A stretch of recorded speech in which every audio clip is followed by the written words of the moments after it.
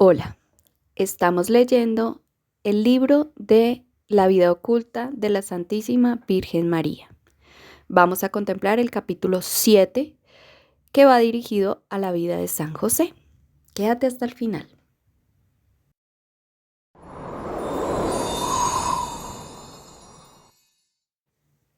Capítulo 7. San José. De la juventud de San José. Comunicado los días 18 de marzo de 1820 y 1821. De lo mucho que he visto sobre la juventud de San José, me acuerdo todavía de lo siguiente. José, cuyo padre se llamaba Jacob, era el tercero de 6 hermanos. Sus padres vivían en un gran edificio a las afueras de Belén, la antigua casa solariega de David, a cuyo padre Isaí o Jesé perteneció. Sin embargo, en tiempos de José ya no quedaba mucho del viejo edificio, excepto los muros principales. Estaba en un sitio aireado y con mucha agua. Lo conozco casi con más detalle que nuestra aldeilla de Flanske. Delante de la casa había, como en las casas de la antigua Roma, un patio delantero rodeado de columnas como una especie de emparrado. En estas columnas vi figuras como cabezas de ancianos. A un lado de este patio, una construcción de piedra daba cubierta a una fuente alineada por un pozo. El agua salía por cabezas de animales. En la planta baja de la casa propiamente dicha no he visto ventanas, sino aberturas redondas que están muy altas. En la casa vi una puerta. Por arriba, todo alrededor de la casa, corría una galería ancha que tiene en sus cuartos esquinas unas torres parecidas a columnas gruesas y cortas, terminadas en grandes bolas o cúpulas, en las que estaban puestas banderolas. Desde las aberturas de estas cúpulas, a las que subía por unas escaleras a través de las torres, se podían observar sin ver visto todo el contorno hasta muy lejos. En el palacio de David en Jerusalén había torres de estas, y desde la cúpula de una de ellas estuvo David mirando el baño de Betsabé. La galería de encima de la casa corría alrededor de un piso poco elevado, sobre cuya azotea todavía había un anejo como una torre de estas. Aquí arriba vivían José y sus hermanos, y en el anejo más alto su profesor, que era un anciano judío. Dormían todos en sus lechos, que consistían en alfombras que estaban apoyados en la pared. Los dormitorios estaban separados por esteras que también se podían quitar. Los he visto jugar allí arriba. Tenían juguetes como forma de animales, como perros chatos. El profesor les daba extrañas lecciones que yo no entendía bien. Ponían en el suelo diversas figuras con varillas y hacía que los niños se metieran dentro. Luego los niños entraban en otras, separaban las varillas, ponían más y las repartían, con lo que tenían que hacer diversas medidas. También vi a los padres, que no se preocupaban mucho de los niños y tenían poco contacto con ellos. No me parecieron ni buenos ni malos. José, al que en estas contemplaciones vi con 8 años, era de carácter muy distinto a sus hermanos. Tenía mucho talento y aprendía muy bien, pero era sencillo, tranquilo, piadoso y sin ambiciones. Sus hermanos le jugaban toda clase de trastadas y le empujaban de un lado para el otro. Los chicos tenían huertecillos, separados que en la entrada tenían postes con unas figuras algo tapadas, quizás en nichos. Estos se parecían a los muñecos fajados que he visto muchas veces en la cortina que iniciaba el oratorio de la Santísima Virgen y el de su madre Ana. Solo que en esta casa de María la figura tenía en brazos algo que recordaba un cáliz del que salía algo serpenteante. Las figuras de la casa de aquí Eran como muñecos de trapo fajados, con caras redondas y radiantes. He notado que en Jerusalén habían muchas figuras de estas, sobre todo en épocas aún más antiguas, y que también las habían en la decoración del templo. También las he visto en Egipto, pero allí tenían gorritos en la cabeza. Entre las figuras que Raquel sustrajo a su padre Labán, también habían algunas, aunque más pequeñas, y otras de otra forma. En las casas judías también he visto figuras de estas acostadas en cajones o cestas. Pienso que tal vez significan el niño Moisés flotando en el Nilo, y la envoltura era la firme atadura de la ley. A veces pienso que tendrían estas figuritas como nosotros al niño Jesús de Belén. En los huertos de los chicos vi hierbas, arbustos y arbolitos. Los hermanos entraban muchas veces a hurtadillas en el huertecillo de José y le arrancaban y pisoteaban las cosas. Le daban muchos disgustos. Muchas veces estaba José rezando de rodillas, con los brazos en cruz, vuelto hacia la pared en la columna del patio delantero, y sus hermanos se acercaban sin hacer ruido y le empujaban por la espalda. Una vez que estaba rezando así, uno de ellos le dio una patada en la espalda, y como José casi pareció no darse cuenta, repitió el maltrato con tanta violencia que el pobre José cayó de bruces contra el duro suelo de piedra. Por eso me di cuenta que no estaba en estado de vigilia, sino extasiado en oración. Cuando volvió en sí, no se enfadó ni se vengó, sino que buscó un rincón escondido para seguir rezando. Vi unas moradas pequeñas adosadas por fuera a los muros de la casa, en las que vivían unas mujeres de edad mediana que iban completamente veladas, tal como suelo ver en aquel país a las mujeres que viven junto a una escuela. Parecían de la servidumbre de la casa, pues las veía entrar y salir en toda clase de faenas. Traían agua, lavaban y barrían. Cerraban las aberturas de las ventanas con las rejas idóneas, arrollaban y reunían los lechos junto a la pared y los tapaban por delante con biombos de zarzo. Los hermanos de José a veces hablaban con las criadas o les ayudaban en sus labores, pero también bromeaban con ellas. José no, pues él se mantenía serio y solitario. Me pareció que también había hijas en la casa. Las habitaciones de la planta baja estaban dispuestas a grandes rasgos como en la casa de Ana, aunque todo era más espacioso. José no tenía muy contentos a sus padres, que querían que consiguiese con su talento algún empleo mundano, a lo que José no tenía inclinación alguna. Para sus padres, José era demasiado simple y sencillo, ya que sus únicos afanes eran rezar y hacer tranquilamente trabajos manuales. Muchas veces vi que cuando José tenía unos 12 años, se sustraía a las bromas pesadas de sus hermanos, yéndose a la otra parte de Belén, no lejos de la que después fue la cueva del pesebre.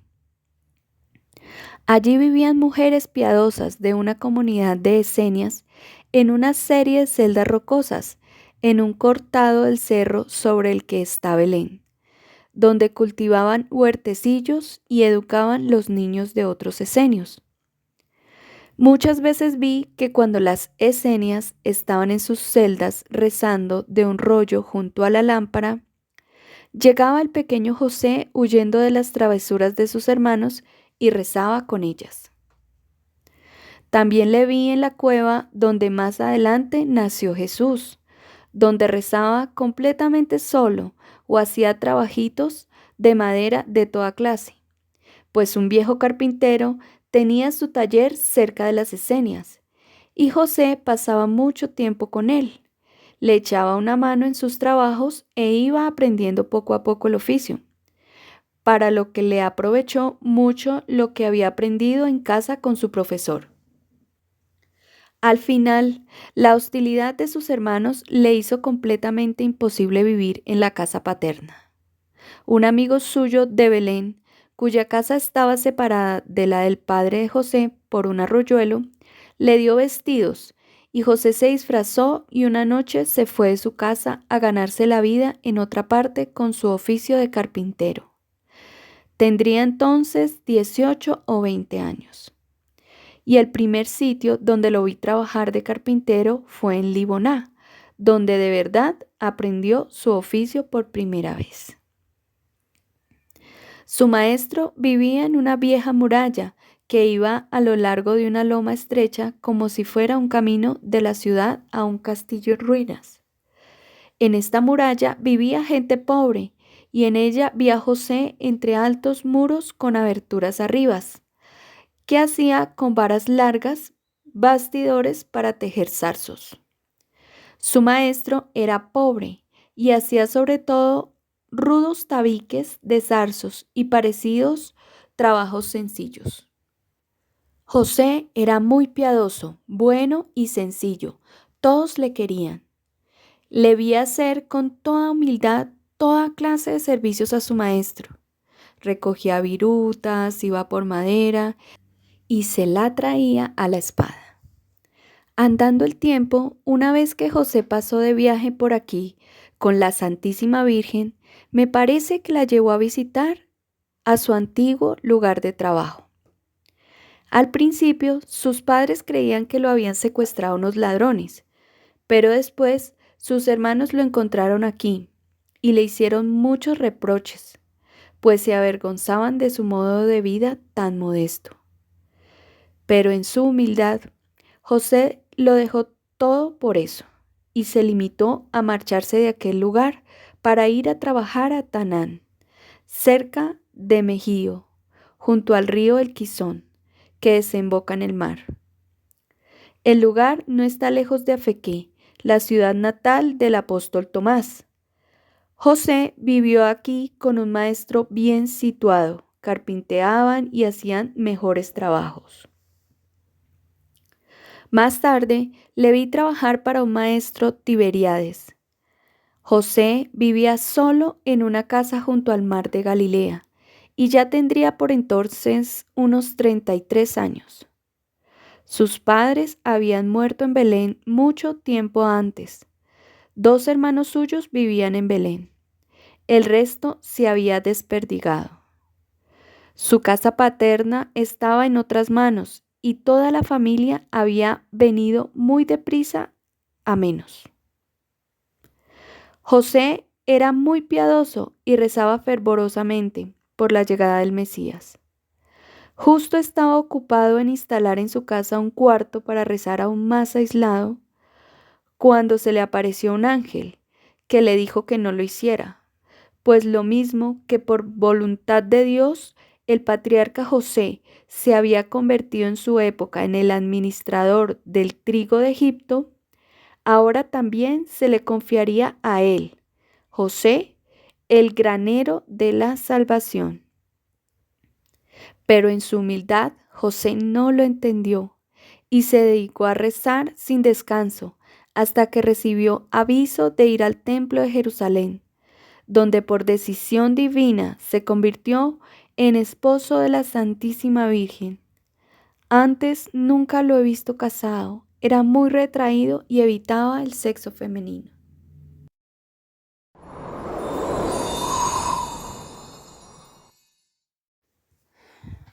De un hermano mayor de José.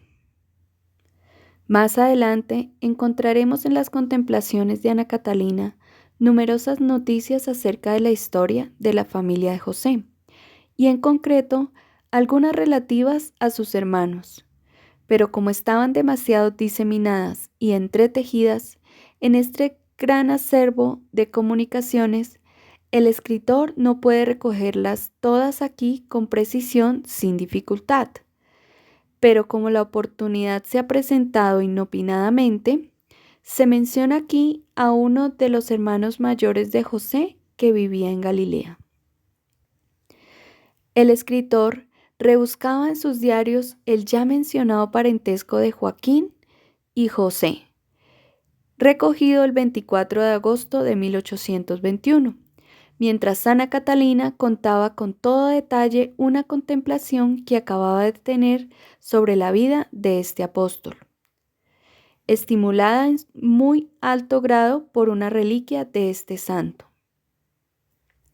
En esta contemplación se le dijo que el padre de Bartolomé de Güesur había usado durante mucho tiempo los baños de Betulia y que después se afincó enteramente en la región, sobre todo por su amistad con un hermano mayor de San José.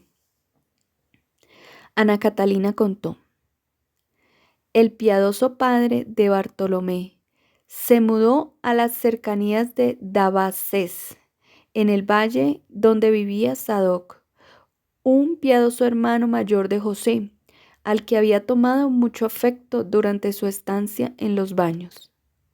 Sadoc tenía 2 hijos y 2 hijas, que tenían trato con la Sagrada Familia.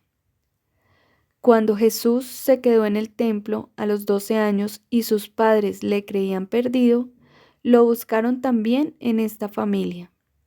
En la juventud de Jesús, vi hijos de esta familia entre sus compañeros.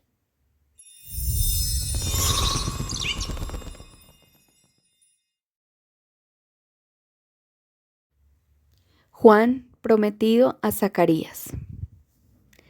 Zacarías dijo a Isabel que estaba muy apesadumbrado porque se acercaba la época en que tenía servicio en el templo de Jerusalén, a donde siempre iba atribulado porque le miraban con desprecio a causa de su infecundidad.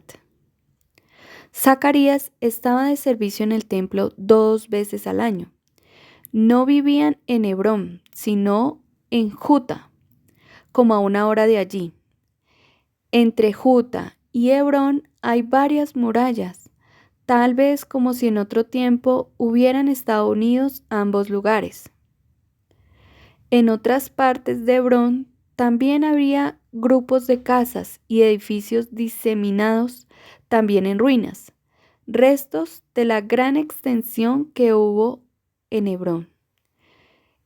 En otros tiempos fue tan grande como Jerusalén. En Hebrón vivían sacerdotes modestos y en Juta los principales, de los que Zacarías era como el presidente. Isabel y él eran muy respetados a causa de sus virtudes y su limpia estirpe de Aarón.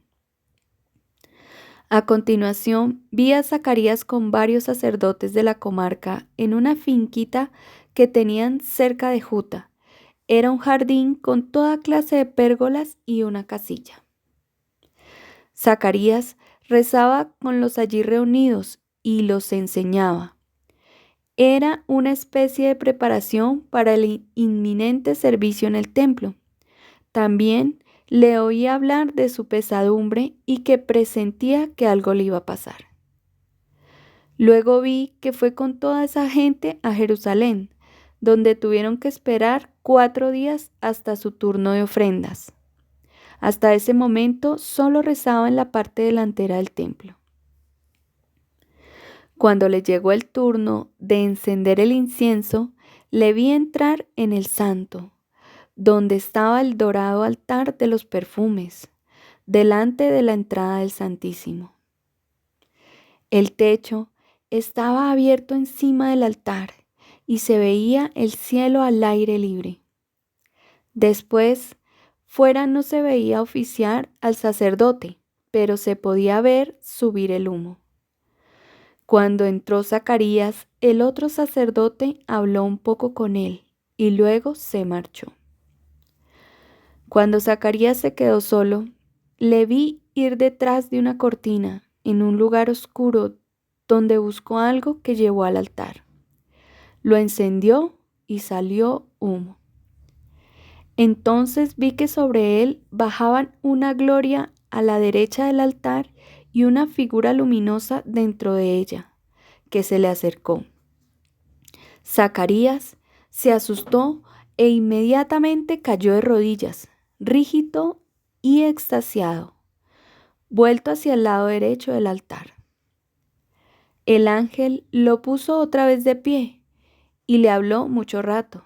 Zacarías también le contestó. Encima de Zacarías vi el cielo abierto y dos ángeles que subían y bajaban de él, como por una escalera. A Zacarías se le había soltado el ceñidor y tenía abierto el traje. Uno de los ángeles le quitó algo y el otro le metió un cuerpecito luminoso en el costado. Fue cuando Joaquín recibió del ángel la bendición para la concepción de la Santísima Virgen Santísima. Una vez encendió el incienso, los sacerdotes solían salir enseguida del santo, pero como Zacarías tardaba tanto tiempo en volver, el pueblo que estaba rezando fuera se inquietó mucho. Zacarías se había quedado mudo y antes de salir le vi escribir en una pizarrita. Al salir del templo no podría hablar e hizo señas con la mano, señalando su boca y la pizarrita, e inmediatamente se la envió a Isabel enjuta, para informarla de su mudez y de la misericordiosa promesa de Dios, hasta que él mismo viajara allí en breve plazo. Pero Isabel también había tenido una revelación que se me había olvidado. Aquí se ha recopilado solamente lo que Ana Catalina contó por encima durante su enfermedad, pero para que el lector tenga presente la conversación del ángel con Zacarías y las palabras de Isabel, se incluye aquí este misterio con palabras del Evangelio. En los días de Herodes, rey de Judea, había un sacerdote de nombre Zacarías, de la clase sacerdotal de Abías. Su mujer era una de las hijas de Aarón y se llamaba Isabel. Ambos eran justos ante Dios y andaban sin falta en todos los mandamientos y leyes del Señor. No tenían hijos, pues Isabel era estéril y ambos ya estaban entrados en años. Pero sucedió que cuando ejercía su sacerdocio delante de Dios, según el turno de su clase sacerdotal, le tocó en suerte ofrecer el incienso, según la costumbre sacerdotal, y entró en el templo del Señor. Toda la multitud estaba fuera rezando en el momento del incienso. Entonces se le apareció un ángel del Señor que estaba a la derecha del altar, y Zacarías se asustó al verlo y le entró miedo. Pero el ángel de él le dijo: No temas, Zacarías, pues tu oración ha sido escuchada.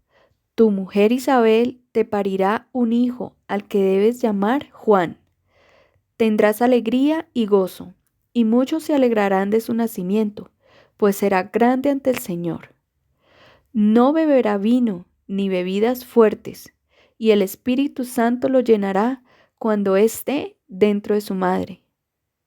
Convertirá a muchos de los hijos de Israel al Señor su Dios, y marchará delante de él con el espíritu y la fuerza de Elías, para llevar a los hijos de las creencias de sus padres, y la sabiduría de los justos a los incrédulos. Y he aquí que estarás mudo y no podrás hablar hasta el día que esto ocurra, porque no has creído mis palabras, que en su momento se cumplirán. El pueblo esperaba a Zacarías y se asombraba de que permaneciera tanto tiempo en el templo. Al salir no podía hablar y se dieron cuenta que había tenido una visión en el templo. Él les hizo señas, pero seguía mudo. Cuando cumplió los días de su servicio en el templo, se fue a su casa. Días después concibió su mujer Isabel, que se escondió 5 meses diciendo: Esto me ha hecho el Señor, que se ha fijado en mí para quitar mi vergüenza delante de la gente. Zacarías era un hombre de estatura elevada, grande y de aspecto majestuoso.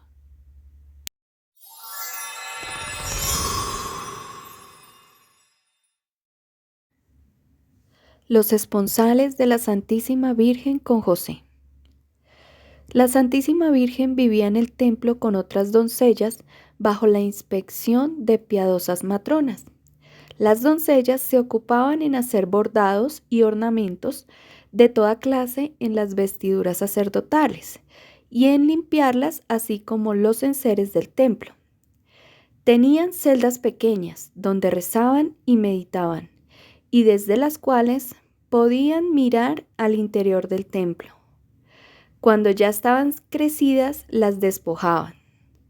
Sus padres las habían ofrecido completamente a Dios al entregarlas al templo, y desde hacía mucho tiempo reinaba entre los israelitas piadosos y devotos el silencioso presentimiento de que alguno de estos matrimonios colaboraría alguna vez a la llegada del Mesías prometido.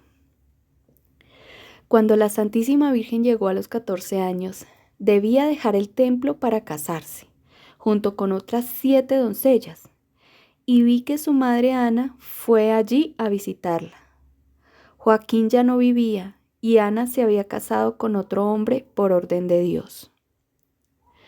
Pero cuando ahora anunciaron a la Virgen que debía abandonar el templo para casarse, vi que la Santísima Virgen, con el corazón muy agitado, explicó al sacerdote que ella pretendía no abandonar jamás el templo, pues se había prometido solamente a Dios y pretendía que no la casaran. Sin embargo, le dijeron que tendría que casarse. Acto seguido, vi que la Santísima Virgen imploró fervientemente a Dios en su oratorio, y también recuerdo haber visto que María, muerta de sed de tanto rezar, bajó con su jarrita a llenarla de agua en un pozo o pilón, y allí oyó una voz sin aparición visible que le hizo una revelación que le dio consuelo y fuerzas para conseguir casarse.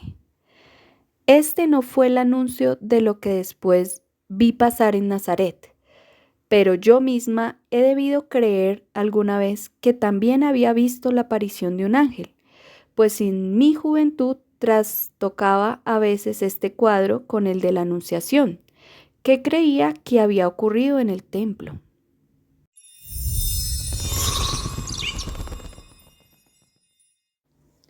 La selección del esposo de la Santísima Virgen.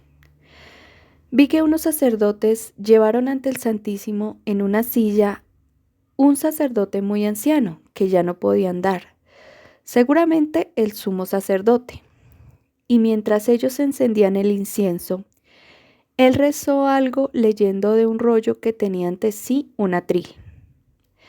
Extasiado en el espíritu, tuvo una aparición que le puso el índice en el rollo sobre el pasaje de Isaías que dice: brotará una rama de la raíz de Jesé, y una flor se alzará de su raíz. Isaías 11:1.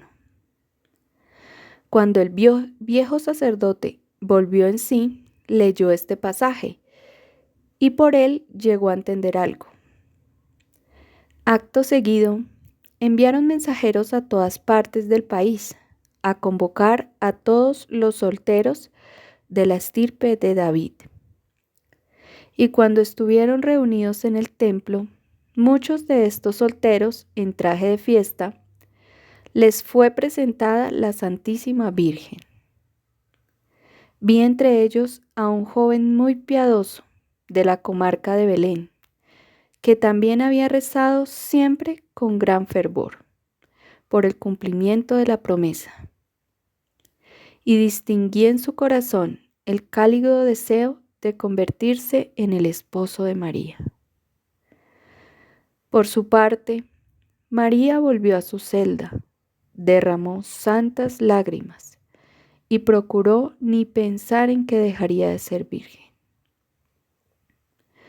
Entonces vi que el sumo sacerdote recibió una inspiración interior y entregó una rama a cada uno de los hombres presentes.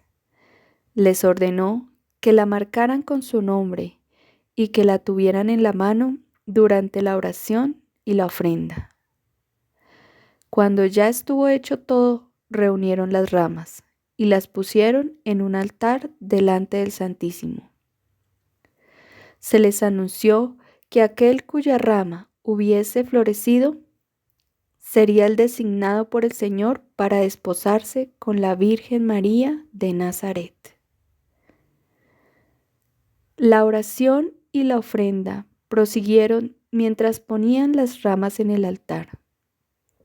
Y vi que aquel joven, cuyo nombre ya me vendrá a la memoria, clamaba fervientemente mientras tanto con los brazos en cruz en una sala del templo. Al expirar el plazo fijado, se deshizo en lágrimas cuando les devolvieron sus ramas a todos y les anunciaron que ninguna de ellas había florecido y que por consiguiente ninguno de ellos estaba destinado por Dios para esposo de esta virgen. Entonces los despidieron para que volvieran a sus casas. Pero aquel joven se fue al monte Carmelo, donde los hijos de los profetas vivían, como ermitaños desde los tiempos de Elías, y donde vivió rezando constantemente desde entonces por el cumplimiento de la promesa. Vi que a continuación los sacerdotes rebuscaron de nuevo los registros genealógicos por si quedaba algún descendiente de David que se les hubiese pasado. Y entonces encontraron el registro de 6 hermanos de Belén, de los cuales uno era desconocido y no se sabía dónde estaba. Al investigar dónde vivía José, lo descubrieron no lejos de Samaria, en un lugar que está junto a un riachuelo pequeño, donde vivía solitario junto al agua y trabajaba para otro maestro carpintero. Por orden del sumo sacerdote, José vino al templo de Jerusalén con sus mejores galas. Tuvo que tener también una rama en la mano durante la oración y la ofrenda. Y cuando quiso retirarla del altar delante del Santísimo, a la rama le brotó arriba una flor blanca como un lirio, mientras una aparición luminosa como el Espíritu Santo venía sobre José. Entonces los sacerdotes reconocieron en José el esposo que Dios destinaba a la Santísima Virgen, y se lo presentaron a María en presencia de su madre. Resignada a la voluntad de Dios, María lo aceptó humildemente por esposo, pues sabía que para Dios, que había aceptado su voto de pertenecerle en cuerpo y alma solamente a Él, todo era posible.